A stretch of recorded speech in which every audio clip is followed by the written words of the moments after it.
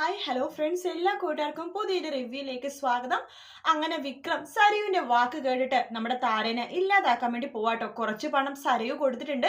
പ്രകാശം പറയുന്നുണ്ട് ഡിസ്ചാർജ് ചെയ്യാൻ വേണ്ടി കുറച്ച് പണം സരയുവിനോട് ചോദിക്കട എന്ന് പറയുമ്പോൾ കയ്യിൽ കൊടുത്ത പണം ഉള്ള കാര്യം പോലും മിണ്ടാതെ വിക്രം കള്ളം പറയാണ് കാണിക്കണത്. കാരണം എൻ്റെ അടുത്ത് പൈസയൊന്നും ഇല്ല, അമ്മുമ്മ ഭിക്ഷ എടുത്ത് വരുമല്ലോ, ആ പൈസ കൂട്ടിച്ചിട്ട് എങ്ങനെ അച്ഛനെ ഡിസ്ചാർജ് ചെയ്യാം എന്ന് പറയാണ്. പ്രകാശിന് വല്ലാത്ത വിഷമം തോന്നുന്നുണ്ട് കേട്ടോ. വിക്രം കയ്യിൽ പൈസ ഉണ്ടായിട്ട് പോലും തന്റെ അച്ഛനെ പോലും സഹായിക്കുന്നില്ല. അത് ദൂർത്തടിച്ച് വെള്ളം അടിച്ച് പുറത്തുനിന്ന് നല്ല അടിപൊളി ഫുഡൊക്കെ കഴിച്ചിട്ട് ഇരിക്കുകയാണ് വിക്രത്തിന്റെ ഉദ്ദേശം.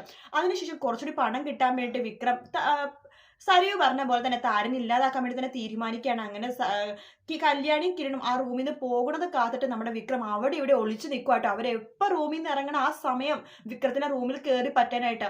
അങ്ങനെ വിക്രം നോക്കുമ്പോഴേക്കും നമ്മുടെ കല്യാണി ബില്ലടക്കാൻ എന്തോ റിസപ്ഷനിൽ പോവാണ്. കല്യാണി നോക്കിയിട്ടാണ് പോകുന്നത്. അവിടെ എങ്ങാനും വിക്രം ഉണ്ടോ ആരെങ്കിലും ഉണ്ടോ എന്ന് നോക്കിയൊക്കെയാണ് പോകുന്നത്.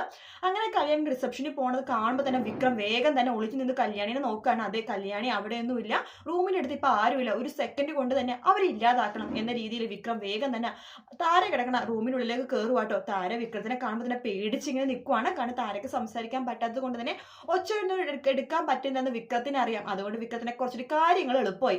വിക്രം പറയണ്ടേ, എനിക്ക് നിങ്ങളുടെ ഒരു ശത്രുതയില്ല, സത്യം പറഞ്ഞാൽ നിങ്ങൾ എന്നെ ഒരു ദ്രോഹവും ചെയ്തിട്ടില്ല.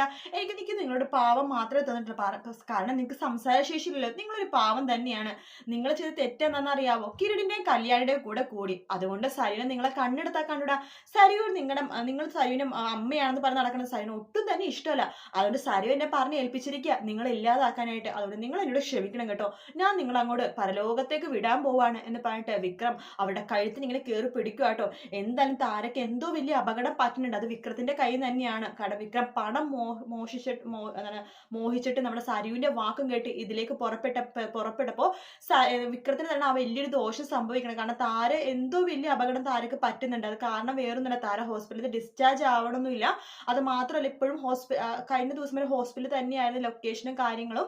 അതിൽ നിന്ന് തന്നെ നമുക്ക് മനസ്സിലാക്കാം താരക്ക് വലിയൊരു അപകടം പറ്റിയിട്ടുണ്ട്. അഥവാ താര എങ്ങാനും മരിച്ചു പോവാണെങ്കിൽ വിക്രം അതോടെ തീർന്നു. പിന്നെ ഒരു കാലത്തും വിക്രത്തിനെ പുറത്തിറങ്ങാൻ പറ്റില്ല. കാരണം സേനൻ പുറത്തിറക്കില്ല വിക്രത്തിനെ. കാരണം അത്രമാത്രം സേന സ്വന്തം പെങ്ങളെ പോലെയാണ് താരനെ സ്നേഹിക്കുന്നത്. അത് മാത്രമല്ല, കിരണും കല്യാണിയൊക്കെ അമ്മേനെ പോലെ സ്നേഹിക്കുന്ന ഒരാളാണ് താര.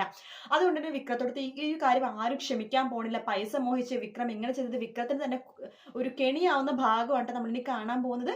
വീഡിയോ ഇഷ്ടപ്പെട്ടെങ്കിൽ ലൈക്ക് ചെയ്യുക, സബ്സ്ക്രൈബ് ചെയ്യുക, കമന്റ് ചെയ്യുക. മറ്റൊരു വീഡിയോ ആയിട്ട് വീണ്ടും കാണാം. Take care, bye bye.